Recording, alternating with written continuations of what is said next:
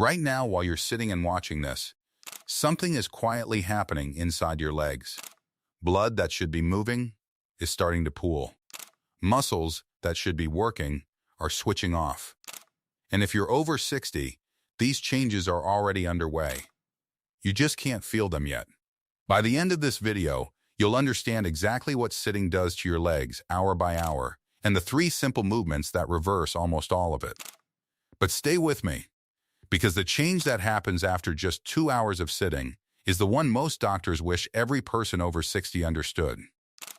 Let's start with what's happening right now in the first 30 minutes. The moment you sit down, the large muscles in your legs, your thighs, your calves, your glutes, do something surprising.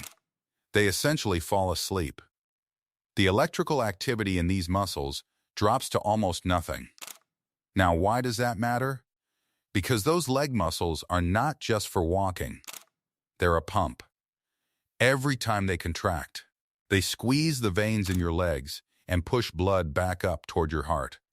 Doctors actually call your calf muscle your second heart. When you sit, that second heart stops pumping, and gravity takes over. Blood begins to settle and pool in your lower legs and feet, exactly the place it's hardest for your body to push it back out. Within the first half hour, something else quietly slows down too. An enzyme called lipoprotein, lipase, the enzyme responsible for burning fat in your bloodstream, slows down dramatically when your leg muscles go still. That's one reason long hours of sitting are linked to higher cholesterol and rising blood sugar, no matter how carefully you eat. So in just 30 minutes, your leg pump switches off, blood begins to pool, and your fat burning slows to a crawl. And this is only the beginning. Now we've reached the moment I promised you at the start: what happens after about 2 hours of continuous sitting. By this point, the blood that's been pooling in your legs has nowhere to go.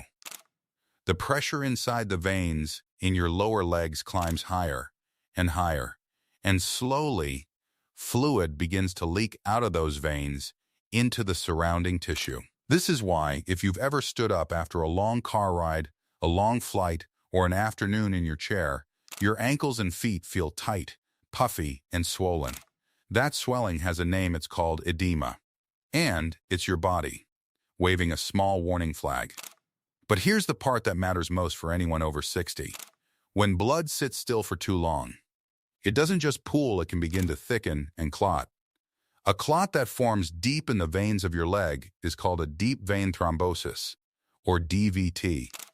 Now, I'm not telling you this to frighten you, because it is almost completely preventable with the simple movements I'll share in a few minutes. But it's worth understanding on its own. A clot can cause pain and swelling in one leg, and the real concern is if a piece breaks loose and travels elsewhere. The risk rises with age and with hours of stillness, which is exactly why the small habits at the end of this video matter so much.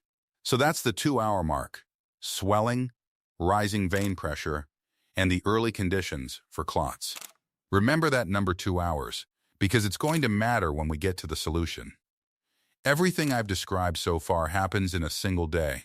Now let's zoom out, because the deeper damage comes from doing this day after day after day.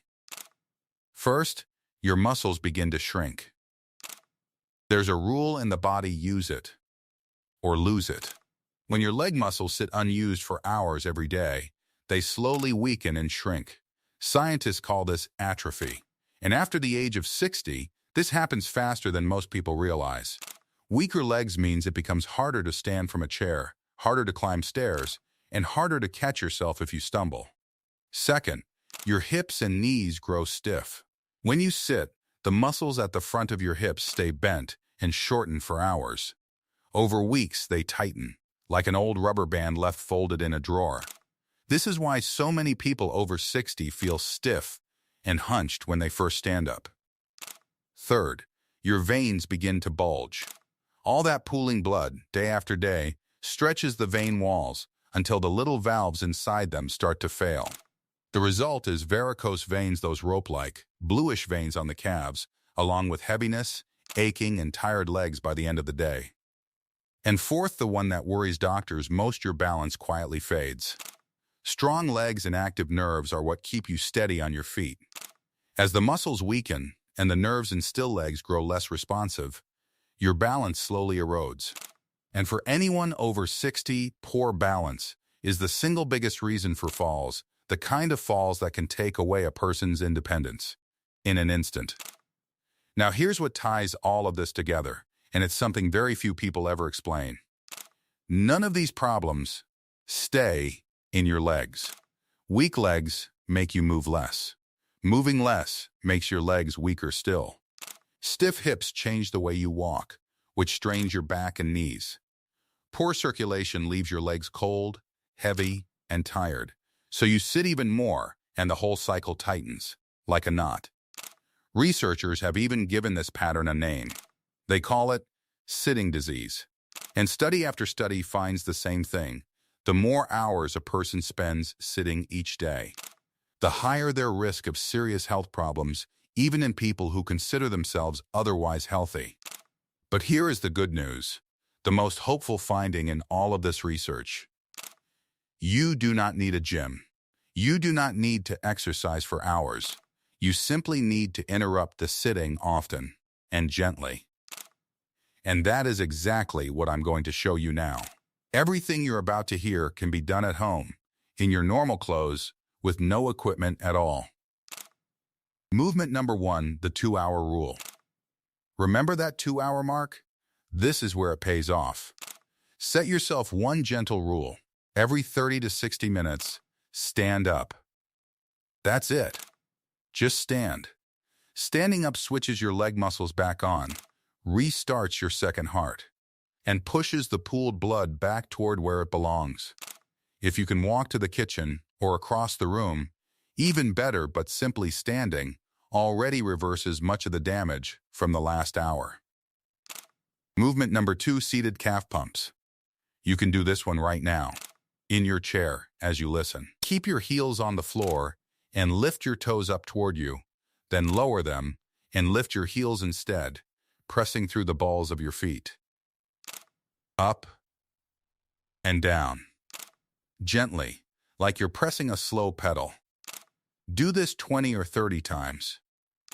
Remember your second heart. This is exactly how you restart it. These pumps fire up your calf muscles and immediately push the pooled blood up and out of your lower legs.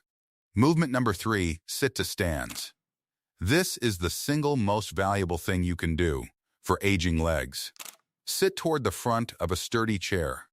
Lean slightly forward, press through your heels, and stand up using your hands on the armrests only if you need them.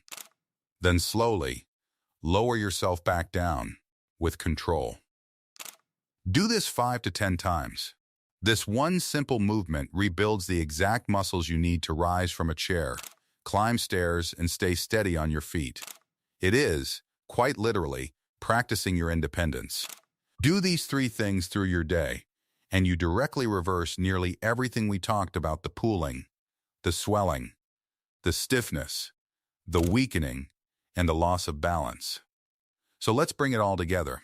Sitting too long quietly switches off your legs. It pools your blood, swells your ankles, stiffens your joints, weakens your muscles, and slowly steals your balance. But none of it is fixed. None of it is permanent. Your legs are remarkably willing to come back to life the moment you give them a reason to move. You don't have to change your whole life today. You just have to stand up a little more often, pump your calves, and rise from your chair a few extra times. That's it.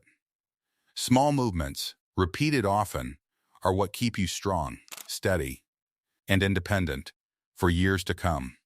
And if you'd like to keep protecting these legs of yours, stay with me for the next one, because there's a single warning sign in your legs that you should never ignore, and what it may be quietly telling you about your heart. That's the next video I want to share with you. Take care of your legs.